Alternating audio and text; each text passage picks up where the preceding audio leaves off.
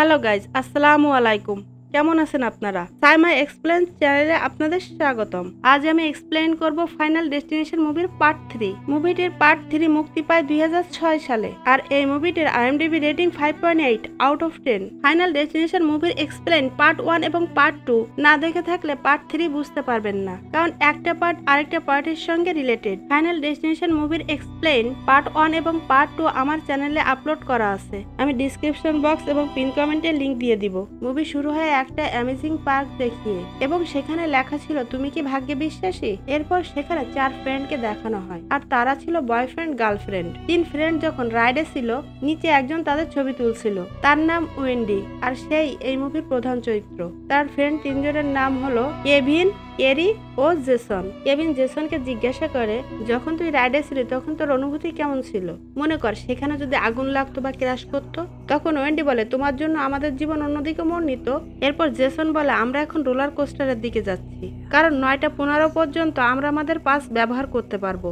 আর যদি মিস করি তাহলে লাইনে দাঁড়িয়ে থাকতে হবে প্রায় অর্ধেক দিনের মতো, যেটা আমার কাছে মৃত্যুর সমতুল্য। কেভিন বলে, তুই যদি আমাদেরকে মেরে ফেলতে না চাস তাহলে চল ডিপ ফ্রাইড স্নেকার্স এবং কোক খেয়ে আসি। এরপর তারা 4 জন রেস্টুরেন্টে যেয়ে বসে। কেভিন ওয়েন্ডির ক্যামেরাটা নিয়ে একটি মেয়ের পেছন দিক থেকে ছবি তোলে। এটা দেখে ওয়েন্ডি খুব রেগে যায়। এরপর সে কেভিনের খুব কাছ থেকে একটা ছবি তোলে। এরপর তাদের খাবারের সিরিয়াল চলে আসে। জেসন এবং কেভিন যায় খাবার আনতে। ক্যারি তখন উইন্ডিকে বলে, আমি কেভিনকে আর নিয়ন্ত্রণ করতে পারছি না। উইন্ডি বলে, বাদ দে, ও একটু মজা করতে পছন্দ করে। ক্যারি বলে, না, গ্রাজুয়েশনের পরে আমি তার সঙ্গে ব্রেকআপ করে নেব। ক্যারি বলে, এই কথাটা শুধু তোর আর আমার মধ্যে থাকবে, তুই যেন কাউকে বলিস না। এটা থেকে বোঝা যায় কয়েকদিন পরেই তাদের গ্রাজুয়েশন শেষ হবে, সে কারণেই তারা এই অ্যামেজিং পার্কে এসেছে মজা করতে।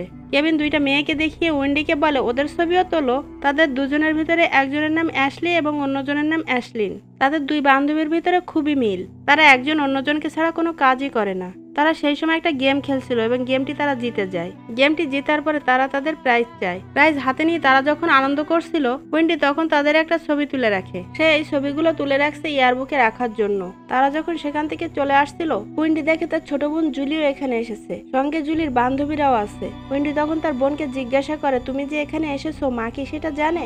জুলি বলে, আমি চাই না যে তুমি মাকে সেটা জানাও। উইন্ডি তখন বলে, তুমি যে এখানে এসেছো তার একটা প্রমাণ থাকা দরকার, এবং সে জুলিরও একটা ছবি তুলে রাখে। এরপর উইন্ডি তার ক্লাসমেট লুইসের কাছে যায়। সে লুইসেরও একটা ছবি তোলে। অ্যাশলি এবং অ্যাশলিন যখন দাঁড়িয়েছিল তখন তাদের একটা ছেলে বিরক্ত করছিল, তার নাম ফ্র্যাঙ্কি। এই ফ্র্যাঙ্কি ছিল খুবই বাজে চরিত্রের একজন লোক। সে যে কোনো মেয়ে দেখলেই তাকে বিরক্ত করতে শুরু করে। অ্যাশলি ফ্র্যাঙ্কিকে বলে, 2 বছর আগে তোমার গ্রাজুয়েশন শেষ হয়েছে, অথচ এখন এখানে কি করছো? আমাদেরকে বিরক্ত না করে এখান থেকে চলে যাও। পার্কে আসার পর থেকে উইন্ডির কেমন জানি সব ব্যাপারে ভয় লাগতে শুরু করে। তার মন ডেভিল রাইডে যেতে সায় দিচ্ছিল না। কেভিন জেসনকে ডেকে বলে, চল দোস্ত, ডেভিল রাইড করে আসি। জেসন তখন বলে, হ্যাঁ দেখ, ওইটাই আমার মৃত্যু হতে পারে। কেভিন বলে, না, সেটা তোকে কিভাবে মারবে, তোকে দেখিস আরো শক্তিশালী করবে। জেসন উইন্ডিকে বোঝা, আমি তো তোমার সঙ্গে আছি, তোমার কোনো ভয় নেই। তাছাড়া সেখানে তো আরো লোকজনও আছে। যাবার সময় উইন্ডি আবারও সে ভয়ঙ্কর হাসির শব্দ শুনতে পায়। কেউ যেন তাকে বলছে, ডেভিল ফ্লাইট থেকে তুমি কখনোই ফিরে যেতে পারবে না, তুমি ভীষণ কষ্ট পাবে, চিৎকার করার চেষ্টা করো না। আবারও সে ভয়ঙ্কর হাসির শব্দ শুনতে পায়। উইন্ডি দেখতে পায় ভিতরে লেখা আছে, তুমি এখান থেকে বের হতে পারবে না, খুব শীঘ্রই তোমার সঙ্গে আমার দেখা হবে। উইন্ডির যেন তখন ভয় দম আটকে আসছিল। জেসন তখন উইন্ডিকে বলে, ভয় পাচ্ছ নাকি? ভেতরের পরিবেশটা ছিল আরো ভয়ঙ্কর। ভেতরে আসার পরে ফ্র্যাঙ্কি আবারও সেই 2 বান্ধবীকে বিরক্ত করতে শুরু করে। সেখানে থাকা এক কর্মচারী কেভিনকে জিজ্ঞাসা করে, আপনারা কয়জন? কেভিন বলে, আমরা 4 জন আছি। তখন সে বলে, আপনাদেরকে 1 নম্বর গেট দিয়ে ঢুকতে হবে। উইন্ডি তখন কেভিনকে ডেকে বলে, আমি সামনে বসবো না, আমার ভীষণ ভয় করে। কেভিন তখন বলে, টস করে দেখি। টস করার পর ক্যারি এবং জেসন চলে যায় সামনে, উইন্ডি আর কেভিন চলে যায় পিছনের দিকে।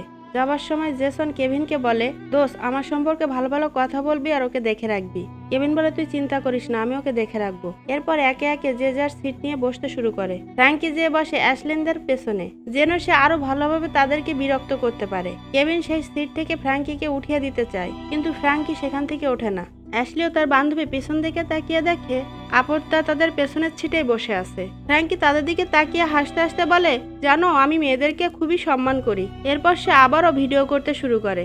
দুইটা বাচ্চা যে একটা সিটে বসে। তখন সেখানে থাকা একজন স্টাফ তাদেরকে সিট থেকে উঠতে বলে। তখন একটা বাচ্চা বলে, এখানে বসলে কি সমস্যা, আমার উচ্চতা তো মাত্র 55 ইঞ্চি। কিন্তু স্টাফ তাদের কোনো কথাই শোনে না, তাদেরকে সেই সিটটা ছেড়ে দিতে বলে। এরপর সবাই তাদের পছন্দ মতো সিটে যেয়ে বসে। এরপর তাদেরকে লক করে দেওয়া হয়। হঠাৎ দেখা যায় ফুয়েল পাইপ থেকে ফুয়েল পড়ছে। উইন্ডি যখন সামনে ছবি তোলার চেষ্টা করছিল, সেখানে থাকা একজন স্টাফ এসে তাকে বাধা দিয়ে বলে, তুমি কি পড়তে জানো না? ওখানে কি লেখা আছে দেখো, ডেভিলস ফ্লাইটে কোনো লুজ অবজেক্ট বা ক্যামেরা এলাও না। কেভিন বলে, ভাই আমরা দুঃখিত, এটা আমরা খেয়াল করিনি। এখন আমরা ক্যামেরাটা পকেটেই রাখছি। এটা দেখার পরে ফ্র্যাঙ্কি তার নিজের ক্যামেরাটাও পকেটের ভিতরে লুকিয়ে রাখে। কেভিনের হাতে একটা উচ্ছিষ্ট চুইনগাম লেগে যায়। কোনো মতো হাত থেকে সেটাকে সে ছাড়ায়। এরপর রাইড শুরু করা হয়। সেখানে থাকা সবাই রাইডটাকে খুব এনজয় করে, একমাত্র উইন্ডি ছাড়া। আর পাইপ থেকে ফোটায় ফোটায় ফুয়েল পড়তে দেখা যায়। এই রাইডে তারা পুরো শহরটাকে দেখতে পাচ্ছিল, তাই তারা আরো বেশি এনজয় করতে থাকে। ফ্র্যাঙ্কি তার ক্যামেরা বের করে আবারও ভিডিও করতে শুরু করে। একসময় তার হাত থেকে ক্যামেরাটি ছাড়িয়ে নিচের একটা লাইনের সঙ্গে আটকিয়ে যায়। রোলার কোস্টারও চলে যায় সেই ক্যামেরার উপর দিয়ে, যার জন্য ফুয়েল সাপ্লাইয়ের পাইপটাও ছিঁড়ে যায়। এক পর্যায়ে চাকাগুলোও খুলে যায় আর রোলার কোস্টারের এক একটা পার্ট নিচে পড়তে শুরু করে। আর এত উপর থেকে পড়ার কারণে একে একে সবারই সেখানে মৃত্যু হয়। একজন স্টাফের কথা শোনার পর উইন্ডির ঘোর কাটে। তখন উইন্ডি বুঝতে পারে এটা তার একটা ভীষণ ছিল মাত্র। কিছুক্ষণের মধ্যেই উইন্ডি যে ভীষণ দেখেছিল সেগুলো স্টেপ বাই স্টেপ ঘটতে শুরু করে। এটা দেখে তো উইন্ডি আরো বেশি ভয় পেয়ে যায় আর কাঁদতে শুরু করে। সেখানে থাকা একজন স্টাফ বলে, এবার শুরু করা যাক। তখন উইন্ডি বলে, এখান থেকে আমরা নেমে যাব। যখন বাটন প্রেস করা হচ্ছিল তখন উইন্ডি চিৎকার করে বলতে থাকে, বাটনে চাপ দিও না, আমাকে এখান থেকে নামিয়ে দাও। তখন কেভিন জানতে চায়, কি হয়েছে তোমার, সবকিছুই তো ঠিক আছে। উইন্ডি বলে, না ঠিক নেই, কিছুক্ষণের মধ্যে এটা ক্র্যাশ করবে। সেখানে থাকা একজন স্টাফ এসে জিজ্ঞাসা করে, কি হয়েছে আপনার? উইন্ডি তখন তাকে বলে, আমি দেখেছি এটা ক্র্যাশ করবে আর আমার মনও তাই বলছে। উইন্ডির কথা শুনে লুইস তার সঙ্গে ব্যঙ্গ করতে শুরু করে। কেভিন লুইসের কথার প্রতিবাদ করে, ফলে তাদের দুজনের ভিতরে ঝগড়া লেগে যায়। এক পর্যায়ে তাদের দুজনের ভিতরে ফাইট শুরু হয়ে যায়। সেখান থেকে স্টাফরা তাদের এই ফাইট বন্ধ করার চেষ্টা করে আর রোলার কোস্টার থেকে অনেকে উঠে চলে যায় আর স্টাফরা তাদেরকে বাইরে বের করে নিয়ে আসে। অবশিষ্ট যারা রোলার কোস্টারে ছিল তারা রাইড শুরু করতে বলে এবং তাদের কথা মতো রাইডও শুরু হয়ে যায়। উইন্ডি বারবার চিৎকার করতে থাকে রাইড বন্ধ করার জন্য, কিন্তু তার কোনো কথাই সেখানে থাকা কেউই শোনে না। তারা যখনই বাইরে আসে তখন দেখতে পায় রোলার কোস্টার ক্র্যাশ করেছে আর সেখানেই তাদের মৃত্যু হয়। উইন্ডি ভার্সিটিতে যেয়ে জেসনের লকার খুলে সেখানে যা কিছু ছিল সব বের করে নিয়ে আসে। এরপরে যায় যেখানে তাদেরকে শেষ শ্রদ্ধা জানানো হয়েছে। সেখানে থাকা একটা মোমবাতি হঠাৎই নিভে যায়। এরপর উইন্ডি জেসনের জিনিসগুলো সব ডাস্টবিনে ফেলে দেয়। যখনই সে সেখান থেকে চলে যাচ্ছিল পেছন দিক থেকে কেভিন তাকে ডাক দিয়ে দাঁড়াতে বলে, কিন্তু উইন্ডি তার কোনো কথা না শুনে চলে আসতে থাকে। কেভিনও সেখানে চলে আসে আর উইন্ডিকে জিজ্ঞাসা করে, তুমি নাকি গ্রাজুয়েশন না করে এখান থেকে চলে যাচ্ছ? উইন্ডি বলে, হ্যাঁ যাচ্ছি। কেভিন বলে, তুমি নিজেকে একা কেন মনে করছো? এখানকার সবাই তোমার কষ্টটা বুঝতে পারবে। তুমি যদি অন্য কোথাও চলে যাও সেখানকার লোকজন কি তোমার কষ্টটা বুঝবে? উইন্ডি তখন বলে, আমি জেসনের ফিনারেল পর্যন্ত এখানে আসি। কেভিন তখন উইন্ডিকে রিকোয়েস্ট করে বলে, অন্তত জেসন এবং কেরির জন্য এখানে থাকো। উইন্ডি বলে, যত দ্রুত সম্ভব আমি এখান থেকে চলে যাব। জেসন ছাড়া এখানে আমার কে আছে? কেভিন তখন বলে, আমি তো আছি। আমি জেসনকে প্রমিস করেছিলাম আমি তোমাকে দেখে রাখবো। উইন্ডি বলে, রাইডে 3 মিনিটে দেখে রাখা আর সারা জীবনের জন্য দেখে রাখার ভিতরে আকাশ পাতাল পার্থক্য রয়েছে। তাছাড়া জেসনের সঙ্গে কিন্তু তোমার খুব ভালো বন্ধুত্ব ছিল না, যেমনটা আমার এবং কেরির ভিতরে ছিল। আমরা একে অপরকে কিন্তু এখনো ভালোভাবে জানি না। এছাড়াও আমরা কিন্তু একজন আরেকজনকে পছন্দও করি না। জুলির এক বান্ধবী উইন্ডিকে দেখিয়ে দেয় উইন্ডি বৃষ্টির মধ্য দিয়ে হেঁটে যাচ্ছে। এটা দেখে অ্যাশলি এবং অ্যাশলিন তার কাছে দৌড়ে আসে। অ্যাশলি তার ফোন নাম্বারটা একটা কাগজে লেখে আর উইন্ডির হাতে ধরিয়ে দিয়ে বলে, আমরা আজ একটা স্যালুনে যাব, তুমি চাইলে আমাদের সঙ্গে যেতে পারো। তোমার নাম্বারটা অবশ্য আমার কাছে আছে, তাই আমার নাম্বারটা লিখে তোমার কাছে দিলাম। তুমি যেতে চাইলে আমাকে ফোন দিও। উইন্ডি যখন গাড়িতে উঠতে যাবে ঠিক সেই সময় কেভিন এসে তার সামনে হাজির হয়। সে বলে, তুমি একা নও, আমি আছি তোমার সাথে। উইন্ডি বলে, সৃষ্টিকর্তা তোমাকে সবকিছুতেই সাহায্য করবে। কেভিন তখন বলে, তুমি মনে করো না তোমার সঙ্গে যে ঘটনা ঘটেছে এটা আগে কারোর সঙ্গে ঘটেনি। আমি অনলাইনে সার্চ করে দেখেছি এরকম ঘটনা আগেও ঘটেছে কয়েকজনের সাথে। কেভিন বারবার রিকোয়েস্ট করতে থাকে তার কথাগুলো শোনার জন্য। এরপর উইন্ডি তার গাড়ির জানালাটা খোলে। কেভিন তখন বলতে শুরু করে, এরকম একটা ঘটনা ঘটেছিল নিউ ইয়র্কের এক হাই স্কুলে আর এটা ছিল তাদের ফ্রেঞ্চ ক্লাস। এটি ছিল 6 বছর আগের ঘটনা। তারা একটা ট্রিপে প্যারিস যাচ্ছিল। তখন সেখানে থাকা একজন ছেলে একটা ভীষণ দেখতে পায়। সে তার ভীষণে দেখতে পায় এই প্লেনটা ক্র্যাশ করবে, ঠিক যেমনটা তুমি দেখেছিলে। ছেলেটি প্লেন থেকে বাইরে বেরিয়ে আসে আর তার এই কথা শুনে 7 জন মানুষও প্লেন থেকে নেমে আসে, ঠিক আমাদের মতো। ফ্লাইট 180 যখন টেক আপ করে এর কিছুক্ষণের মধ্যে প্লেনটি ক্র্যাশ করে। এর কয়েক মাসের মধ্যে যারা সেদিন প্লেন থেকে নেমেছিল তাদের ভয়ঙ্করভাবে দুর্ঘটনায় মৃত্যু হতে শুরু করে। তাদের মৃত্যু হওয়ার কথা ছিল প্লেনে, কিন্তু দেখো সেটা কিন্তু হয়নি। এমনও তো হতে পারে কারো একজনের জন্য হয়তো তাদের সেখানকার মৃত্যুটা পরিবর্তন হয়েছিল। উইন্ডি তখন বলে, তুমি একটা ফালতু কেভিন। এরপর উইন্ডি সেখান থেকে চলে যায় আর কেভিন পেছন দিক থেকে ডাকতেই থাকে। অ্যাশলি এবং অ্যাশলিন চলে এসেছে তাদের সেই স্যালুনে। তারা দেখতে পায় সেখানকার ম্যানেজার বাইরে কারোর সঙ্গে ফোনে কথা বলছে। তখন সেখানে থাকা বেল প্রেস করে। ম্যানেজার তাদেরকে ইশারা করে বলে সে 1 মিনিটের মধ্যেই আসছে। তখন তারা দুই বান্ধবী একে অপরের সঙ্গে বিভিন্ন বিষয় নিয়ে কথা বলতে থাকে। উইন্ডিও তার জিনিসপত্র গুছিয়ে ফেলেছে এখান থেকে চলে যাওয়ার জন্য। হঠাৎ তার রুমে তার বোন জুলি চলে আসে আর উইন্ডির কাছে জিজ্ঞাসা করে, আমার সেই সৌভাগ্যের ব্রেসলেটটা কোথায়, যেটা আমার দাদি মারা যাবার আগে আমাকে দিয়ে গিয়েছিল? এটা তুই তোর ব্যাগের ভিতরে কেন রেখেছিস? উইন্ডি বলে, জুলি, আমার সবসময় মনে হয় জেসনের মৃত্যুর জন্য আমিই দায়ী। আমার উচিত হয়নি সেদিন রাইডে তাকে একা ছেড়ে আসা। এই অপরাধবোধ আমাকে সবসময় তাড়া করে ফিরছে। আমি আরও জানি সৃষ্টিকর্তা সবকিছু নিয়ন্ত্রণ করছেন।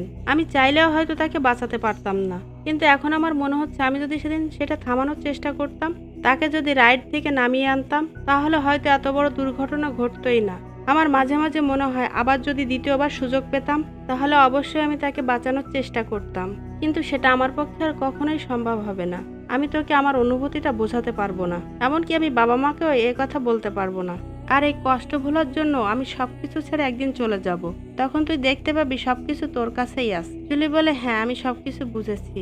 জুলি ব্রেসলেটটা উইন্ডির টেবিলের উপরে রাখে আর বলে, এখানে থাক, আমি যখন এই রুমে আসবো তখন এটা দেখতে পাবো। জুলি উইন্ডিকে বলে, তোর ক্যামেরাটা কি একটু দেয়া যাবে? উইন্ডি বলে, এর ভিতরে কিছু ছবি আছে, সেগুলো নেওয়ার পরে আমি তোকে দিব।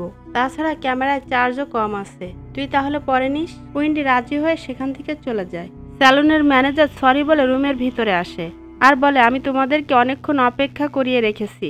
আমার বস বারবার আমাকে ফোন করছিল। আমি যেহেতু ভিতরে ভালো সিগন্যাল পাচ্ছিলাম না, তাই বাইরে কথা বলছিলাম। এরপর ম্যানেজারের ফোনে আবারও কল আসে। ম্যানেজার তাদেরকে বলে, তোমরা তোমাদের কাজ শুরু করো, তবে রুমের ভিতরে কিন্তু কোল্ড ড্রিঙ্কসের ক্যান নিয়ে যেতে পারবে না।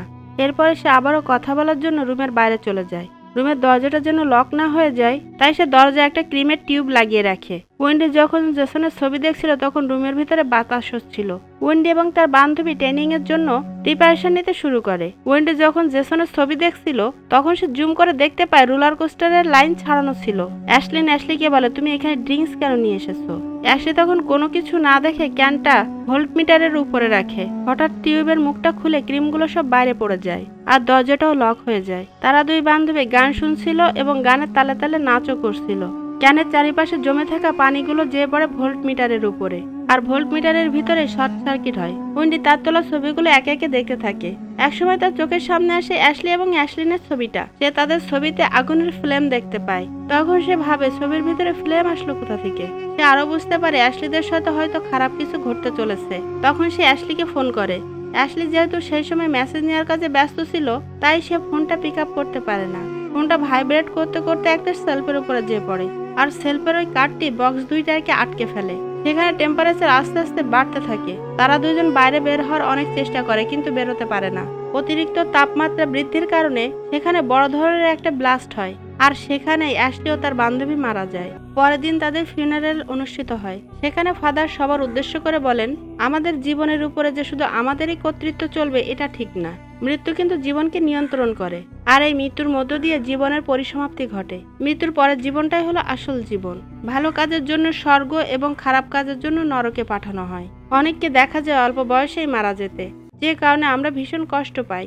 এটা বলে রাখা দরকার, মৃত্যুর চোখে কিন্তু আমরা সবাই সমান, অর্থাৎ মৃত্যু সবাইকে সমান চোখে দেখে। সেখানে তাদের ফ্রেন্ড ল্যান্ড পাদ্রীকে উদ্দেশ্য করে বলে, আপনি এটা কিভাবে বলতে পারেন যে মৃত্যুর চোখে সবাই সমান? তার ফ্রেন্ডরা তাকে চুপ করতে বলে, কিন্তু সে কারোর কথাই শোনে না। সে আরো বলে, আপনার বয়স কত? নিশ্চয়ই 70 অথবা 80 হবে। আপনি কিন্তু এখনো ভালোভাবে বেঁচে আছেন, আপনার কিন্তু কোনো সমস্যাই নেই। অথচ দেখেন তাদের বয়স হয়েছিল কিন্তু মাত্র 18 বছর, আর এই বয়সেই তাদেরকে চলে যেতে হলো। তাহলে মৃত্যুর চোখে সবাই সমান হলো কিভাবে? এটা আবার কোন ধরনের মজা? পাদ্রী তখন সবার উদ্দেশ্যে বলে, মৃতদের উদ্দেশ্যে শেষ শ্রদ্ধা জানাতে। তখন ফ্র্যাঙ্কি ছিল জুলির পাশে দাঁড়িয়ে। সে জুলিকে বলে, এতদিন পর আমি আমার নিজের ভুলটা বুঝতে পেরেছি। জুলি তখন প্রশ্ন করে, তোমার ভুলটা তুমি কিভাবে বুঝলে, আর সেটাও বা কিভাবে সম্ভব? ফ্র্যাঙ্কি তখন বলে, আমি মেয়েদেরকে কখনোই মূল্যায়ন করিনি, আমি সবসময় তাদেরকে উপভোগের বস্তু ভাবতাম। সে আরো বলে, আবারও যদি তাদেরকে দেখতে পেতাম। আসলে আমি মানবিকতার কারণেই কথাগুলো বলছি। জুলি বলে, তোমার এই নাটক বাদ দিয়ে মুখটা এখন একটু বন্ধ করো। এবার সে জুলির সাথেও নোংরামি করতে আসে। জুলি ব্যাপারটা বুঝতে পেরে তার গালে কষিয়ে একটা চড় বসিয়ে দেয়। মানুষ কথায় বলে, ঢেকি স্বর্গে গেলেও ধান ভানে। আর এটাও সত্য যে চোরে শুনে না ধর্মের কাহিনী। ফ্র্যাঙ্কি ঠিক এমনই একজন চরিত্রের। ওয়েন্ডি ফোন করে কেভিনকে তার কাছে যেতে বলে। কেভিন জিজ্ঞাসা করে, তুমি এখন কোথায়? ওয়েন্ডি বলে, আমি এখন জেসনের সাথে আছি। কেভিন ওয়েন্ডিকে জিজ্ঞাসা করে, এখানে তুমি কি করছো? আমি কিন্তু সবসময় জেসনকে অনুভব করতে পারি। আমার মনে হয় তার আত্মা সবসময় আমার চারপাশেই আছে। আরও দেখো, আমার কি অদ্ভুত ক্ষমতা আছে। কেউ মারা যাওয়ার আগে আমি সেটা বুঝতে পারি। সেদিন রাইডা যদি আমি জেসনের সঙ্গে থাকতাম, তাহলে আজ আমার স্থান হতো তার পাশে। আমার কেমন জানি সেদিন একটা হ্যালুসিনেশন হচ্ছিল। কেভিন বলে, আমি কিন্তু কেরিকে ফিল করি না। তবে আমার ইচ্ছা ছিল গ্রাজুয়েশনের পরে তাকে বিয়ের প্রস্তাব দিব, কিন্তু সেটা তো আর হলো না। হবেও বা কি করে, কারণ সে তো কেরির থেকে বেশি সময় অন্য মেয়েদের পিছনে ব্যয় করত। ওয়েন্ডি বলে, আমি জেসনকে না দেখতে পারলেও আমার মনে হয় জেসন সবসময় আমার সামনে দাঁড়িয়ে আছে। আমি তার ঠান্ডা স্পর্শ অনুভব করি। হঠাৎ সেখানে ঝড়ো হওয়া শুরু হয়ে যায়। তখন কেভিন এটা বুঝতে পারে যে এটা উইন্ডির ইমোশন না, সে যেটা বলছে সত্যিই বলছে। উইন্ডি কেভিনকে বলে, আমি তোমাকে কিছু প্রমাণ দেখাতে চাই। এরপর সে তার ব্যাগ থেকে কিছু ছবি বের করে। প্রথমে সে আব্রাহাম লিঙ্কনের একটা ছবি বের করে দেখিয়ে বলে, এই যে মাথার উপরে দাগটা দেখতে পাচ্ছ, এটা স্বাভাবিক দৃষ্টিতে প্রিন্টিং মিস্টেক মনে হলেও বাস্তবে কিন্তু প্রিন্টিং মিস্টেক ছিল না। পরবর্তীতে ল্যাবের কর্মচারীরা এটা ঠিক করার চেষ্টা করে, কিন্তু তার সেটা ঠিক করতে পারেনি এবং পরবর্তীতে তাকে মাথার ওই জায়গাটায় শুট করে মেরে ফেলা হয়। এরপর সে ওয়ার্ল্ড ট্রেড সেন্টারের একটা ছবি বের করে দেখিয়ে বলে, এই ছবিটা কোনো কারণ ছাড়া তোলা হয়েছিল, কিন্তু বাস্তবতা কি জানো, ওয়ার্ল্ড ট্রেড সেন্টারে ঠিক ওই জায়গাটায় বিমান হামলা করা হয়েছিল। এরপরে সে একে একে জেসন এবং অ্যাশলিদের ছবিও দেখায়। এরপর সে কেভিনের কাছে প্রশ্ন করে, আর এটা তুমি কি ব্যাখ্যা দেবে, ইনসিডেন্ট নাকি কোইন্সিডেন্ট? ছবিগুলো দেখার পর কেভিনও ভয় পেয়ে যায়। কেভিন জিজ্ঞাসা করে, আর কি কোনো ছবি আছে? উইন্ডি তখন বাকি ছবিগুলো দেখায়। কেভিন এবং উইন্ডি গাড়ি নিয়ে যেতে শুরু করে, আর ফ্লাইট 180-তে কি ঘটনা ঘটেছিল সেগুলো আবারও উইন্ডিকে বলতে শুরু করে। তারা দুজন একটা প্যাটার্ন তৈরি করে। অ্যাশলি এবং তার বান্ধবী তো মারা গেছে, এরপরে কার পালা? যেহেতু তাদের পেছনে বসেছিল ফ্র্যাঙ্কি, এবার হয়তো ফ্র্যাঙ্কির পালা। কেভিন জিজ্ঞাসা করে, ফ্র্যাঙ্কির কি কোনো ছবি আছে তোমার কাছে? উইন্ডি বলে, আছে তো। কেভিন বলে, দেখো তার ছবিতে কি আছে। তারা দুজনেই যখন ছবিটা দেখতে যায়, তারা অল্পের জন্য একটা অ্যাক্সিডেন্টের হাত থেকে বেঁচে যায়। তারা একটা জায়গায় গাড়ি রেখে তখন ফ্র্যাঙ্কির ছবিটা দেখতে শুরু করে। ইতিমধ্যে তাদের পেছনে আরও একটা গাড়ি চলে আসে আর তাদেরকে সেখান থেকে সরে যেতে বলে।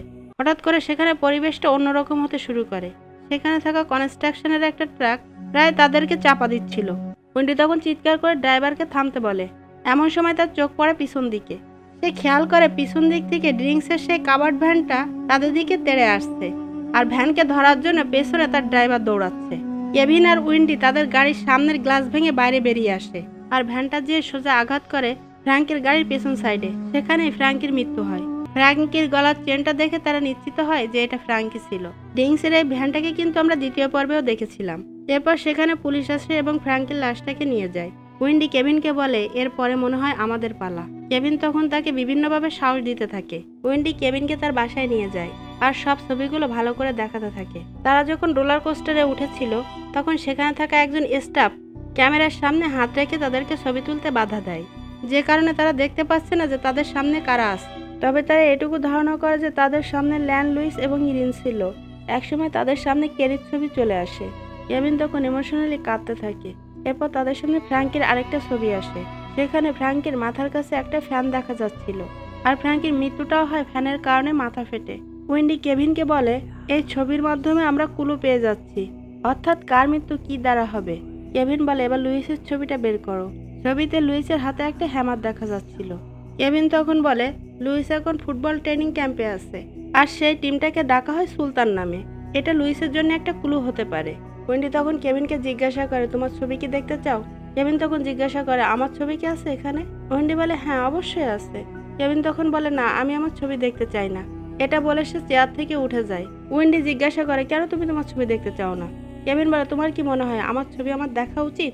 আমি কখনোই ভাবিনি যে আমার মৃত্যু কিভাবে হবে সেটা আমাকে স্বচক্ষে দেখতে হবে। এমনও তো হতে পারে যে আমি সেই মৃত্যুর সারিতে নেই। উইন্ডি বলে, আমরাও সেই সারিতে আছি। কেভিন বলে, কালকে যথাসময়ে চলে এসো। লুইসের ক্যাম্পে। দরজার বাইরে এসে কেভিন উইন্ডিকে বলে, তোমাকে আমি একটা কথা বলতে চাই, শুধু তুমি আমার ছবিটা দেখো, সেখানে ভালো কিছু আছে নাকি খারাপ কিছু আছে। উইন্ডি বলে, কাল আমাদের দেখা হবে। এরপর সে দরজাটা লক করে দেয়। পরদিন তারা দুজন লুইসের কাছে যায়। লুইস তখন জিম করছিল। কেভিন বলে, তুই মনোযোগ দিয়ে আমাদের কথাটা একটু শোন, তুই শুধু এটা বল, আমাদের আগের সিটে তুই ছিলি নাকি ইরিন আর ল্যান ছিল। লুইস তখন তাদের উপরে রেগে গিয়ে বলে, তোরা এখানে কেন এসেছিস। উইন্ডি তখন তার ছবিতে থাকা পোস্টারটি এখানেও দেখতে পায়। কেভিন বারবার চেষ্টা করে লুইসকে বোঝানোর জন্য। লুইস বলে, যার যখন সময় হবে সে তো তখন মরবেই, এটার ভিতরে তুই কি প্যাটার্ন আর কি সাইন খুঁজতে এসেছিস। কেভিন বলে, তুই কিন্তু আজ এখনো উইন্ডির জন্যই বেঁচে আছিস।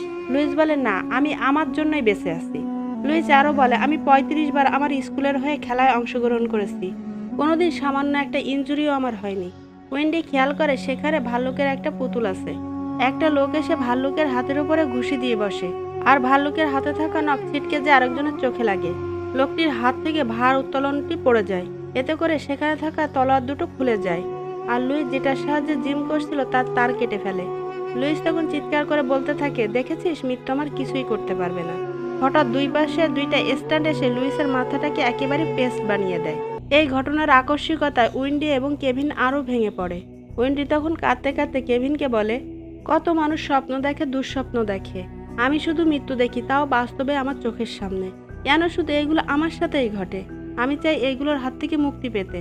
কেভিন তখন বলে, আমিও ঠিক বলতে পারবো না কেন এগুলো তোমার সাথে ঘটছে। এরপর দেখা যায় ল্যান একটা মেশিনের ভিতরে ছোট ছোট ব্রেক লোড করছে। ল্যান এবং ইরিন একটা স্টোর হাউসে পার্ট টাইম জব করে। সেখানে উইন্ডি এবং কেভিনও চলে আসে। তারা আসার পরে দরজা যখন ধাক্কা দেয়, ইরিন তখন ভয় পেয়ে যায়। আর এত জোরে কি কেউ গ্রিল ধাক্কা দেয়? তখন কেভিন বলে, তোমার সঙ্গে আমাদের কিছু কথা আছে।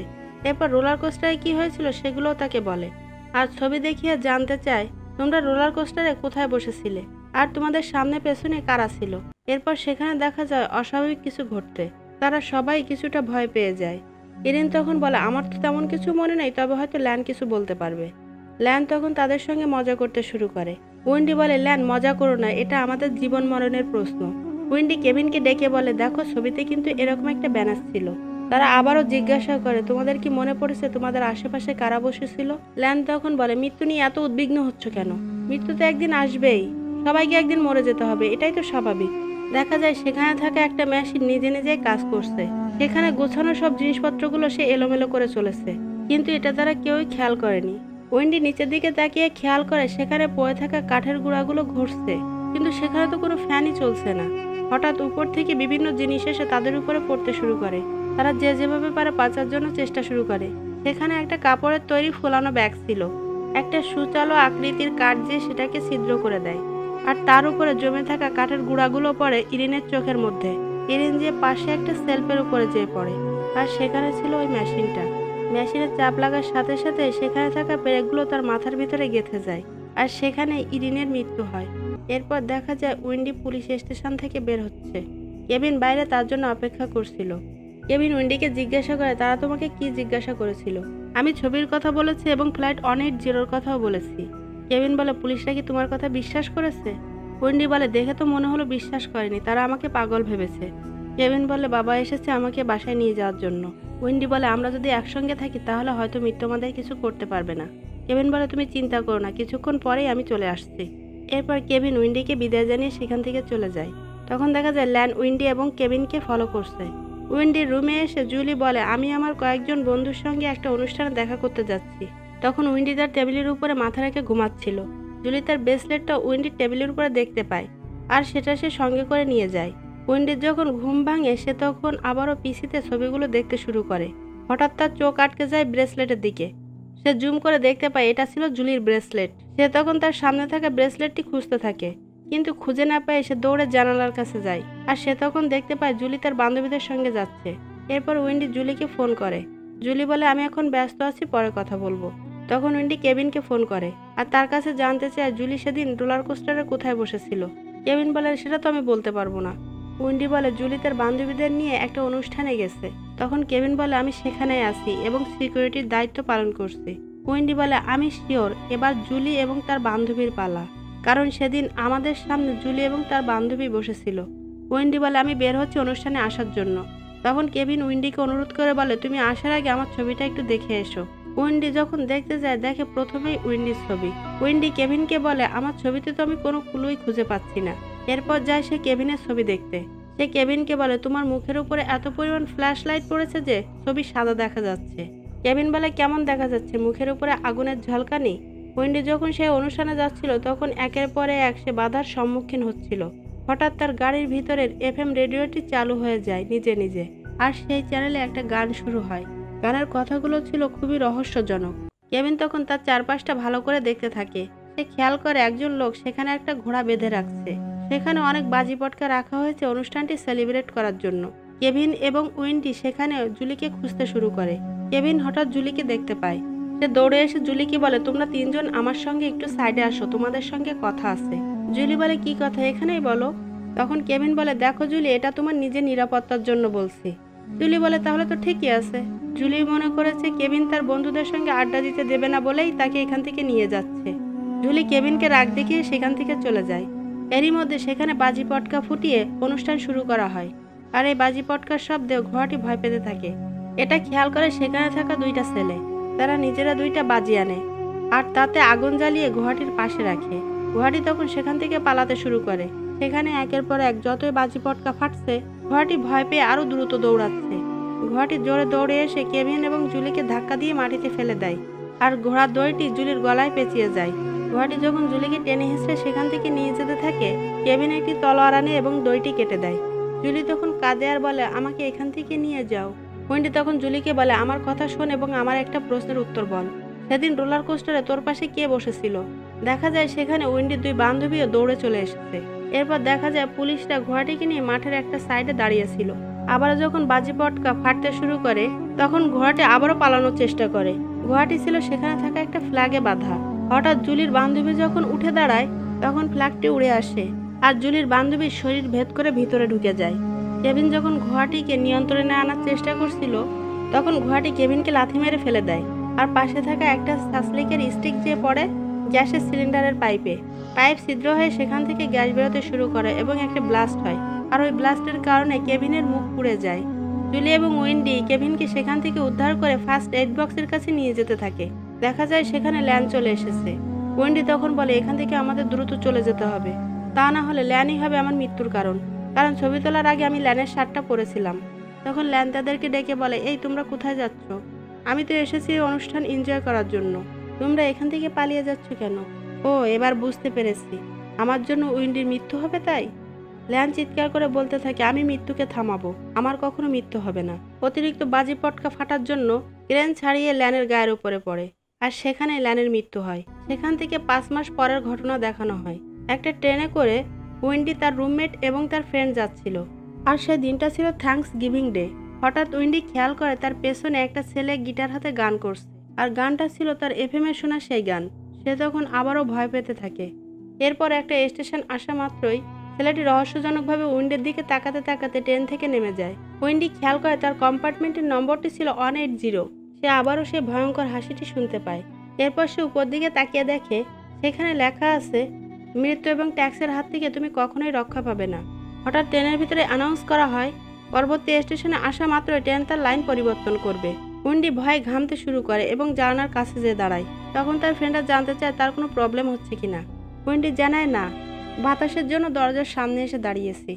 দেখা যায় একটা লোক চকলেটের অর্ধেক খেয়ে ডাস্টবিনের দিকে ছুঁড়ে ফেলেছে, কিন্তু সেটি যেয়ে পড়ে ট্রেন লাইনে। আর কোথা থেকে যেন একটা ইঁদুর এসে সেই চকলেটটা খেতে থাকে। দেখা যায় সেই স্টেশন থেকে অনেক লোকজন ওই ট্রেনে উঠছে। সেই ট্রেনে জুলিও এসে ওঠে, আর তারা একে অপরকে এতদিন পরে দেখে ভীষণ খুশি হয়। জুলি বলে, আমি বিশ্বাস করতে পারিনি যে এখানে তোর সঙ্গে আমার দেখা হবে। এর আগে তারা যখন একই ফ্ল্যাটে থাকতো তখন একজন আরেকজনকে সহ্যই করতে পারতো না, আর এখন তারা দুজন দূরে আছে বলে একজন আরেকজনকে ছাড়তেই চাচ্ছে না। আসলে পিঠাপিঠি ভাই বোন থাকলে এমনই হয়। উইন্ডি জুলিকে জিজ্ঞাসা করে সে কেন ট্রেনে আসলো। জুলি বলে, আমি বাবার গাড়িতেই আসছিলাম। হঠাৎ মাঝ রাস্তায় গাড়িটা নষ্ট হয়ে যায়, আর গাড়ি ঠিক হতে আরও কিছু সময়ও লাগবে, আর আমারও যেহেতু তাড়া ছিল, আর ভাগ্য ভালো যে ট্রেনটা ধরতে পারলাম। উইন্ডি তখন বলে, আমি ভেবেছিলাম তোর সঙ্গে আজ আমার দেখা হবে, আমার আজও সেদিনের রাতের মতো খারাপ লাগছে।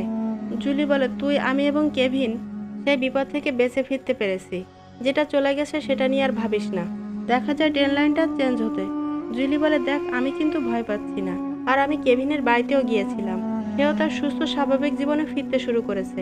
আর দেখ, তোর যদি কোনো অঘটন ঘটে তাহলে তোর সঙ্গে আমার এবং কেভিনকে অবশ্যই থাকতে হবে। কি আমি কি ঠিক বলেছি?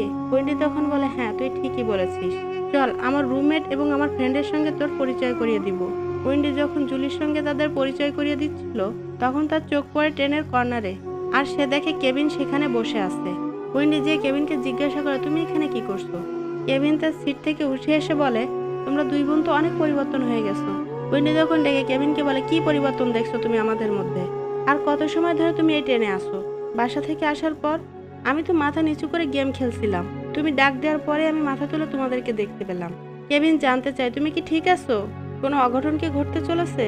দেখা যায় ইঁদুর যখন চকলেট খাচ্ছিল, ইঁদুরের মাথায় লাগে সেখানে থাকা দুটি তার, আর সেখানে শর্ট সার্কিট হয়, যার প্রেক্ষিতে ট্রেন লাইনও পরিবর্তন হয়ে যায়, আর ট্রেনটি তখন লাইনচ্যুত হয়ে অন্যদিকে চলতে শুরু করে। আর একটা ভয়ঙ্কর দুর্ঘটনা ঘটে ট্রেনটির সাথে। ট্রেনে থাকা সকল যাত্রী স্পটে মারা যায়, আর জায়গাটা পরিণত হয় একটা ধ্বংসস্তূপে। একমাত্র সেখানে উইন্ডি বেঁচে ছিল, আর সে ছিল গুরুতর আহত। সে তখন বুঝতে পারে এই লাইনে ট্রেন আসছে, তাই সে সেখান থেকে সরে যাওয়ার চেষ্টা করছিল, কিন্তু সে সরতে পারে না, ট্রেনটি তার উপর দিয়ে চলে যায়, আর উইন্ডিরও সেখানে মৃত্যু হয়। দেখা যায় এগুলো ছিল উইন্ডির ভীষণ। এরপর দেখা যায় উইন্ডি যেগুলো ভীষণে দেখেছিল স্টেপ বাই স্টেপ তার সঙ্গে সেগুলো ঘটতে শুরু করেছে। কেভিন তখন বুঝতে পারে আজকেই তাদের শেষ দিন। তখন সে চেন টেনে ট্রেন থামানোর চেষ্টা করে, তখন ট্রেনের চেন কাজ করা বন্ধ করে দেয়, আর স্ক্রিন অন্ধকার হয়ে যায়। পেছন থেকে অনেক আর্তনাদ শোনা যায়। এ থেকে বোঝা যায় যে উইন্ডি ভীষণে যেটা দেখেছিল এখন তাদের সাথে সেটাই ঘটছে। এই মুভির মাধ্যমে বোঝানো হয়েছে যে মৃত্যু একটা শক্তি, যেটা সমস্ত শক্তির ঊর্ধ্বে। অনেকে হয়তো সৃষ্টিকর্তায় বিশ্বাস করে না, কিন্তু তাকে অবশ্যই মৃত্যুকে বিশ্বাস করতে হবে, কারণ প্রত্যেক ধর্মে মৃত্যুর কথা বলা আছে। So that's all for today. আশা করি ভিডিওটি আপনাদের ভালো লাগবে, আর ভালো লেগে থাকলে অবশ্যই একটা লাইক দিবেন, আর কমেন্ট করে জানাবেন মুভির কোন পার্টটি আপনাদের ভালো লেগেছে। এরকম ইন্টারেস্টিং মুভির এক্সপ্লেন পেতে আমার চ্যানেলটিকে সাবস্ক্রাইব করে রাখবেন। আল্লাহ হাফেজ।